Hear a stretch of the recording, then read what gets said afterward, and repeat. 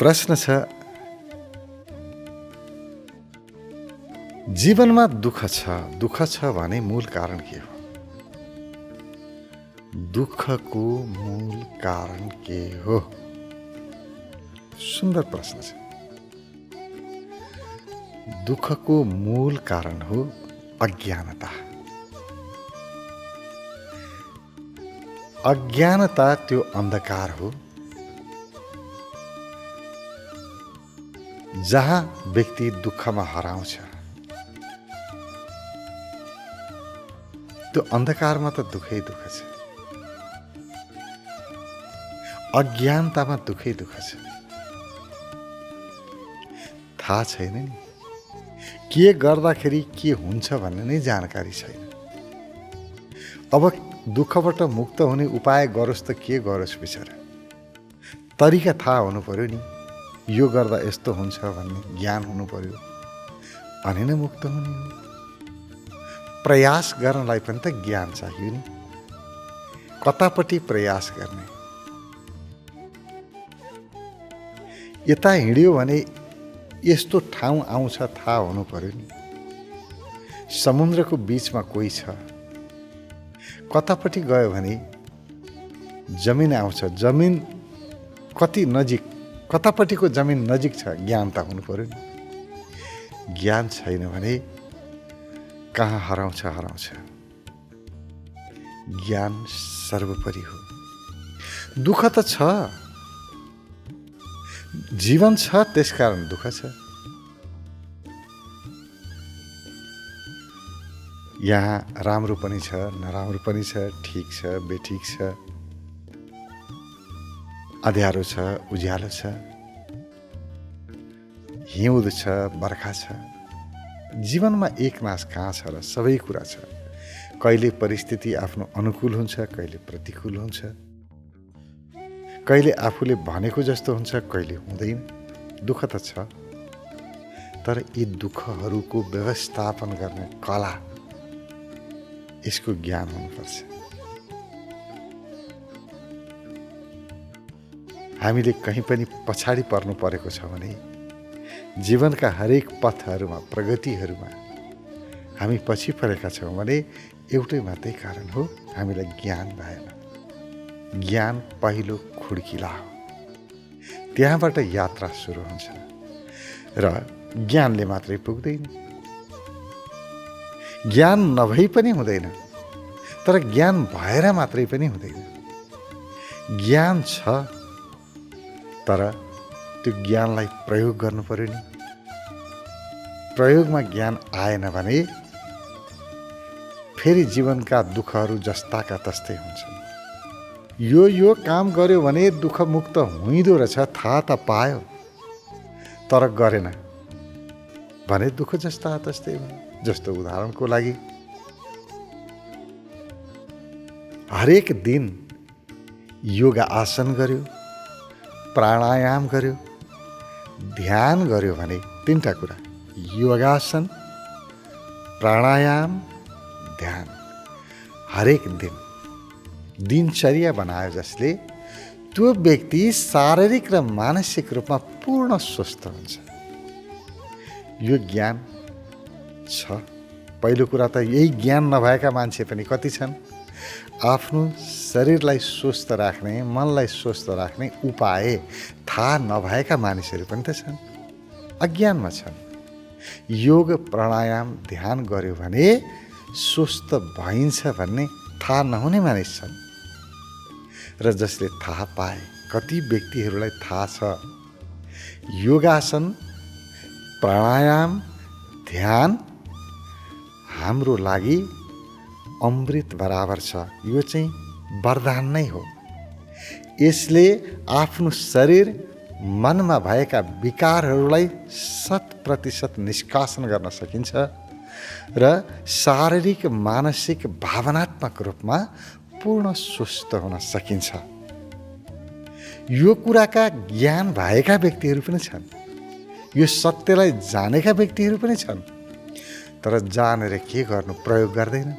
थाहा छ यसले राम्रो गर्छ, म स्वस्थ हुन्छु, बुझ्या छ, तर अल्छी लाग्छ अथवा समय पुग्दैन, मसँग त समय छैन, योग गर्ने समय छैन, प्राणायाम गर्ने, ध्यान गर्ने समय छैन। कति व्यक्तिहरूलाई आलस्य, बिहान उठ्न गाह्रो लाग्छ, अब दिउँसो के योग गर्ने, बेलुका के गर्ने, बिहान गर्नुपर्ने हो, बिहान त उठ्नै गाह्रो लाग्छ। कुनै न कुनै कारण, कुनै पनि बहानामा त्यो ज्ञान प्रयोग गर्नबाट व्यक्ति वञ्चित छ। अब ज्ञान मात्रै भएर त ऊ स्वस्थ हुँदैन, त्यो ज्ञानलाई प्रयोग गर्नु पर्यो नि। त्यसकारण कति व्यक्तिहरू ज्ञान भएर पनि ज्ञानलाई प्रयोग नगरेको कारणले उही दुःखमा छन्, उही तनावमा छन्, उही चिन्तामा छन्। कति व्यक्तिहरू चाहिँ फेरि त्यो गर्ने जाँगर पनि छ, गर्न पनि सक्थे, तर त्यो ज्ञान नभएको कारणले प्रयोग गर्न पाएनन्, त्यसकारण दुखी छन्। अनि कति व्यक्तिहरूलाई चाहिँ फेरि तेस्रो प्रकारका हुन्छन्। योग गर्दा, प्राणायाम गर्दा, ध्यान गर्दा शारीरिक, मानसिक, भावनात्मक स्वास्थ्य प्राप्त हुन्छ, बिमारीबाट मुक्त भइन्छ, शारीरिक पीडाबाट पनि मुक्त भइयो, सम्पत्ति पनि बाँच्यो। भोलि बिरामी भयो भने कति खर्च हुन्छ, स्वस्थ भइयो, त्यो खर्च पनि त बाँच्यो। अनि बिरामी हुँदा कति पीडा भोग्नु पर्थ्यो, दुःख भोग्नु पर्थ्यो, त्यसबाट पनि आफू बचियो। त्यसकारण यो गर्नुपर्छ भन्ने ज्ञान चाहिँ छ, गर्ने उत्साह जाँगर पनि छ, समय पनि उनीहरू मिलाउन सक्छन्, तर कसरी गर्ने थाहा छैन, विधि थाहा छैन। योग आसन कसरी गर्ने हो, कस्तो कस्तो बेलामा कस्तो आसन गर्नुपर्छ, कुन कुन आसन गर्दाखेरि के फाइदाहरू हुन्छन्, प्राणायामको विधि के हो, कस्तो प्राणायामले मनमा कस्तो असर पार्छ, शरीरमा कस्तो असर पार्छ, ज्ञान हुनु पर्यो। त्यो ज्ञान छैन, त्यो तरिका थाहा छैन। त्यसकारण गर्ने चाह भएर पनि, इच्छा भएर पनि त्यो तरिका थाहा नपाएको कारणले, सिकाउने मान्छे नभएको कारणले, योग्य गुरुको अभावमा पनि कति व्यक्तिहरू दुःखमुक्त हुन सकेका छैनन्, प्रयोग गर्न सकेका छैनन्। प्रयोग नगरिकन दुःखमुक्त हुने कुरै भएन। यी कारणहरू छन्। त्यसकारण दुःखका कारणहरू हामीले बुझ्यौँ भने अनि सुखमा जान सजिलो हुन्छ। अब पहिलो कुरा त योगको फाइदाको विषयमा आफूलाई ज्ञान हुनु पर्यो, र जसलाई ज्ञान छ ती व्यक्तिहरूले जसलाई ज्ञान छैन उनीहरूलाई भनिदिनु पर्यो। त्यसो गर्दाखेरि के हुन्छ, आफ्नो अवचेतन मनमा जान्छ। मैले अरूलाई बाबु तिमी योग गर, ध्यान गर, प्राणायाम गर, तिमी स्वस्थ हुन्छौ भनेर अरूलाई भने। अब अरूलाई भनिसकेपछि उसले सोध्छ तपाईँ गर्नुहुन्छ, अनि मैले गरेका छु या गर्छु भन्नु पर्यो कि परेन। अब उसलाई देखाउनको लागि भए पनि गर्नु पर्यो। मानिस त्यो गर्न बाध्य हुन्छ। अरूलाई सिकाउनु, अरूलाई गर भन्नु, अरूलाई जानकारी दिनु भनेको नि आफैलाई त्यो क्रिया गर्नको लागि प्रोत्साहित गर्नु हो, त्यो वातावरण बनाउनु हो। त्यसैले जो अरूलाई सुख दिन हिँड्छ नि, अरूलाई स्वस्थ बनाउन हिँड्छ, ऊ अस्वस्थ हुँदैन। ऊ आफू स्वस्थ बन्ने उपाय प्रयोग गर्न बाध्य हुन्छ। त्यसैले अरूलाई सिकाउने, भन्ने, जानकारी दिने, ज्ञान दिने। अब ज्ञानले मात्रै पुगेन, त्यसपछि त्यो समय व्यवस्थापन, त्यो गर्ने जाँगर, उत्साह, त्यसको लागि पनि व्यक्तिलाई प्रेरित गर्नुपर्छ, प्रेरणा दिनुपर्छ। र अरूलाई प्रेरणा दिँदाखेरि आफू पनि गर्न बाध्य भइन्छ। अरूलाई चाहिँ गर, बिहान यति बेला उठ भन्ने, अनि आफू चाहिँ नउठ्ने हुन्छ र आफूले पनि गर्नु पर्यो। त्यसपछि अब सिकाउने व्यक्ति चाहियो, तरिका थाहा छैन, खोजी गरे नभेटिने के छ र। जुन व्यक्तिले मलाई चाहियो भन्ने इच्छा राख्छ उसले व्यक्त गर्छ, अरूलाई भन्छ मलाई योग गर्ने इच्छा छ, तर योग्य प्रशिक्षक पाइरहेको छैन, सिकाउने मान्छे पाइरहेको छैन। बाहिर घोषणा गर्नुपर्छ, भन्नुपर्छ, आफूलाई लागेको कुरा, आफ्ना इच्छाहरू व्यक्त गर्नुपर्छ। बाहिर व्यक्त गर्ने बित्तिकै सहयोग गर्ने व्यक्ति धेरै पाइन्छन्। एउटालाई थाहा नहोला, अर्कोलाई थाहा होला, तपाईँले खोजिरहनु भएको छ भन्ने कुरा कसैले जानकारी पायो र कुनै व्यक्ति भेटियो भने उसले तुरुन्तै खबर गर्छ, ल फलानुले सिकाउँदो रहेछ है, यो ठाउँमा सिकाउने मान्छे छ रे, त्यहाँ जाउँ।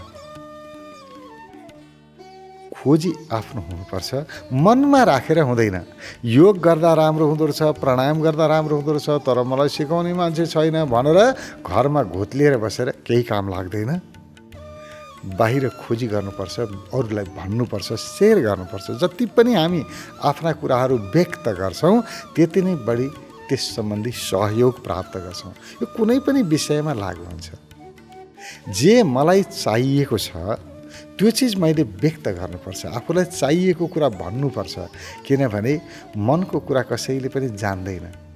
मनमा त कसको के छ कसरी थाहा पाउने नि, व्यक्त गर्छ तब न थाहा पाउने हो। त्यसकारण व्यक्त गर्नु अत्यन्तै जरुरी छ।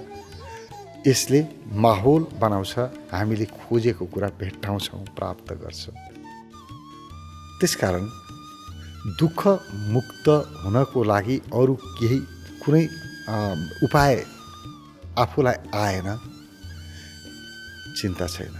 किनभने दुःख मुक्तिको सर्वोत्तम उपाय भनेकै योगासन, प्राणायाम, ध्यान हो। अरू दुःख मुक्तिको उपाय त सम्झाउने मात्रै हो कि, मन बुझाउने। अब धेरै छ अहिले धेरै ठाउँमा दुःख मुक्तिको लागि सम्झाउने अथवा काउन्सिलिङ भनेर पनि कति मानिसहरूले चलाइरहेका छन्। सम्झाउँछन्, बाबु यो भने यस्तो हो, यो भने यस्तो हो। एकैछिन त छ्याङ्ग हुन्छ कि मान्छे, ओहो हो त नि है, मैले कस्तो नबुझेर छ, बल्ल कुरा बुझेँ भन्छ। फेरि आज भन्यो, भोलि भन्यो, पर्सि भन्यो, 2-3 दिनमा फेरि त्यो के सुनेको थियो सबै बिर्सिन्छ। आफू चाहिँ जस्ताको तस्तै हुन्छ। सम्झाएर काम लाग्दो रहेछ कि। यो कति ठाउँमा हामी ज्ञान गुणका कुराहरू सुन्छौँ, पुस्तक पढ्छौँ, प्रवचन सुन्छौँ। यो भने यस्तो रहेछ, बुझ्छौँ कुरा। सुन्दा सुन्दै आनन्द आउँछ। अनि आहा मैले जाने, धेरै बुझेँ जस्तो पनि लाग्छ। तर पनि जीवनका दुःख चाहिँ हट्दैन। समस्या जिउका त्यौँ नै हुन्छन्। यो किन त्यस्तो भयो भने हामीले ज्ञान थाहा पायौँ तर प्रयोग गरेनौँ। प्रयोग नगरिकन हुँदैन। दुःख मुक्तिको लागि गरिने प्रयोग भनेकै योगासन, प्राणायाम, ध्यान हो। यो 3टा कुरालाई जीवनको अङ्ग बनाउनुपर्छ। पूर्ण स्वस्थ भइन्छ। शरीर पनि स्वस्थ, मन पनि स्वस्थ, भाव पनि स्वस्थ। र हामीलाई चलाउने भनेको यही 3टा कुराले हो। हामीलाई दुःख या सुख दिने भनेको यही 3टा कुराले हो। कि शरीरले सुख दुःख दिन्छ, कि मनले सुख दुःख दिन्छ, कि हाम्रो भावले, भावनाले हामीलाई सुख या दुःख दिन्छ। शरीर, मन, भावना भन्दा बाहेक हामीलाई कसले सुख दुःख दिन सक्छ? कसैले दिन सक्दैन। सुख दुःखका स्रोतहरू भनेको यिनै हो। र त्यो समग्र त्यो 3टै स्रोतलाई बलियो बनाउँछ, सशक्त बनाउँछ योग, प्राणायाम, ध्यानले। र जो बलियो छ त्यो रुन्छ र? त्यसले त रुने कुरै आउँदैन। बलियो व्यक्ति त, सबल व्यक्तिलाई कसैले छुन सक्दैन। न रोगले छुन्छ, न कुनै प्रकारका सङ्क्रमण या बिमारीहरूले छुन सक्छ, केहीले छुन सक्दैन। जब व्यक्ति भित्रबाट बलियो हुन्छ र भित्रबाट आफूलाई शारीरिक, मानसिक र भावनात्मक रूपमा सक्षम बनाउने भनेको योग, प्राणायाम, ध्यान। यसलाई नबिर्सौँ। दुःख मुक्तिको सर्वोत्तम, सजिलो पनि सर्वोत्तम पनि उपाय, सबैभन्दा उत्तम र सहज, सजिलो, सबैले गर्न सकिने र कुनै खर्च पनि नलाग्ने योग प्रशिक्षकहरू बिना पैसामा उपलब्ध छन्। पैसा पनि लिँदैनन् बिचराहरू। त्यस्तो शुद्ध भावना छ नि उनीहरूको, सित्तै सिकाउँछन्। आफ्नो समय दिएका छन् सेवाको लागि। त्यसरी अरूको स्वस्थताको लागि, अरूको आनन्दको लागि आफ्नो जीवन अर्पित गर्ने व्यक्तिहरू यहाँ धेरै छन्, पाइन्छन्। यहाँ सहयोगीहरूको कमी छैन, यहाँ हितैषीहरूको कमी छैन। हामीले नबुझेको हो नि। हामीलाई त जे पैसा तिर्नुपर्छ त्यो मात्रै महत्त्वपूर्ण लाग्छ। पैसा तिरेको कुरा राम्रो, जहाँ सित्तै पाइन्छ त्यो त चिजै होइन जस्तो लाग्छ। त्यस कारणले हामी योगलाई महत्त्व दिँदैनौँ। त्यही योगलाई वास्तवमा भन्ने हो भने त्यही योगासन प्राणायाम ध्यान सिक्नको लागि लाखौँ रुपियाँ खर्च गर्नु परेको भए अनि हामी झुम्मिएर जान्थ्यौँ। किनभने नि इज्जत बढ्थ्यो। म त यति लाख रुपियाँ तिरेर योग सिका, बुझ्नुभयो? बाहिर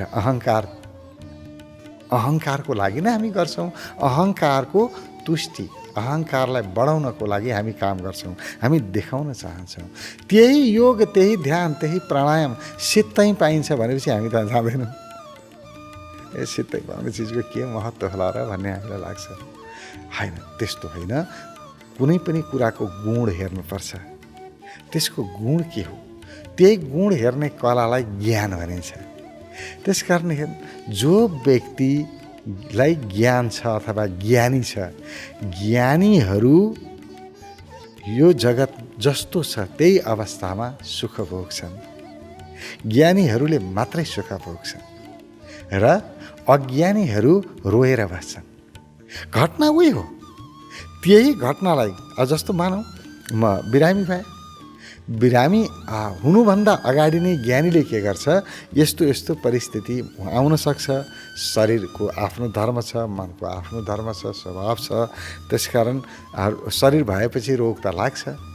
रोग लाग्छ भने त्यसबाट बच्ने उपाय गर्नुपर्छ। जसरी अब बर्खा लागेपछि पानी त पर्छ, पानी पर्छ भने पहिल्यै मैले पानीबाट बच्ने उपाय गर्नुपर्छ भनेर जसले घर बनायो या छाताको व्यवस्था गर्यो, पानीबाट बच्ने उपाय गर्यो, छतको व्यवस्था गर्यो भने त्यो व्यक्ति पानी परे पनि पानीले भिज्दैन। तर जुन व्यक्तिलाई ज्ञान छैन कि पानी पर्दैछ भन्ने ज्ञान छैन एउटा, अर्को पानी पर्दैछ, पर्छ, भिजिन्छ भन्ने ज्ञान त छ, तर आलस्य या अन्य कारणले उसले छतको व्यवस्था गरेन भने त्यो पनि भिज्छ। ए बाबा, शरीर छ भने रोग आउँछ, यो त निस्सन्देह, यसमा कुनै शङ्का गर्नुपर्ने कुरै छैन। सधैँ जवान हुन सकिन्न, बुढापा पनि आउँछ, कमजोरी पनि आउँछ। सधैँ एकनास कहाँ हुन्छ र? शरीर छ, शरीरमा हुने रोग व्याधिहरू आउँछन्, सङ्क्रमणहरू आउँछन्, लाग्छन्, त्यो कुरा ठिक हो। तर त्यसबाट बच्नको लागि छाताको व्यवस्था गर्नु परेको परेन। बर्खामा छाता व्यवस्था गरे जस्तै त्यो छाता हो योग प्राणायाम ध्यान। जसले योग प्राणायाम ध्यान गर्यो त्यसले रोगहरूबाट बच्ने छाता ओढ्यो। अब उसलाई रोगले छुन सक्दैन। जसलाई रोगले छुन सकेन, अब त्यो ज्ञान प्रयोग गर्यो जसले, त्यो व्यक्ति बर्खा आए पनि खुसी, नआए पनि खुसी। जस्तो अवस्थामा नि पानीले उसलाई छोएन भने जस्तै हो, उसलाई रोगले छोएन। तर अज्ञानी व्यक्ति जसलाई थाहा छैन, ऊ घाम लागुन्जेल त हाँसेर बस्छ, पानी पर्न थाल्यो अब रुन थाल्छ। अज्ञानी रुन्छन्, ज्ञानीहरू सुख भोग्छन्। ज्ञानीले मात्रै सुख भोग्छन्। आज कसैले सुख पाएको छ भने ज्ञानको कारणले पाएको छ, सुविधा पाएको छ, ज्ञानको कारणले पाएको छ। र ज्ञान मात्रै होइन, ज्ञान त थियो, त्यो ज्ञानलाई प्रयोगमा ल्याएको कारणले पाएको छ। यी सुख सुविधाहरू जति हामीले पाएका छौँ आफै बनेको हो र? त्यो बनाउने ज्ञान, बनाउने जाँगर, त्यो सिप त्यसले पाएको छ। सिक्ने अभिलाषाले पाएको छ। जो व्यक्तिभित्र म केही जानौँ, केही सिकौँ भन्ने आकाङ्क्षा छ, त्यो व्यक्तिले गुरु पनि पाएको छ, सिकाउने मान्छे पनि पाएको छ। कुनै पनि क्षेत्रमा हेरौँ, इच्छा हुने मान्छेले पाउँछ। जहाँ इच्छा त्यहाँ उपाय। इच्छा प्रबल हुनुपर्छ। र हामीभित्र सबैभन्दा ठुलो चाहिँ म स्वस्थ रहन्छु भन्ने इच्छा प्रबल हुनुपर्छ। स्वास्थ्य नै सबैभन्दा ठुलो धन हो भन्ने सत्य ज्ञान हामीलाई हुनैपर्छ। यति ज्ञान छैन भने चाहिँ हामी दुःखको भुमरीमा फेरि फस्छौँ। स्वास्थ्यभन्दा ठुलो सम्पत्ति अरू छैन। सत्य यही हो। किनभने स्वस्थ भयो भने मात्रै सम्पत्ति कमाउन सकिन्छ, कमाएको सम्पत्तिलाई उपभोग गर्न सकिन्छ, त्यसको आनन्द लिन सकिन्छ। तर अस्वस्थ भयो भने सबैभन्दा पहिला त सम्पत्ति कमाउन पनि सकिन्न र कमाइहाल्यो भने पनि उपभोग गर्नै सकिन्न। खान पनि हुँदैन, रोग लागेको छ। खानेकुरा कति मिठा मिठा छन्, हेरेर बस्नुपर्छ, थुक निलेर खान सकिँदैन। क्यारे रोग लागेको छ, खानुहुन्न।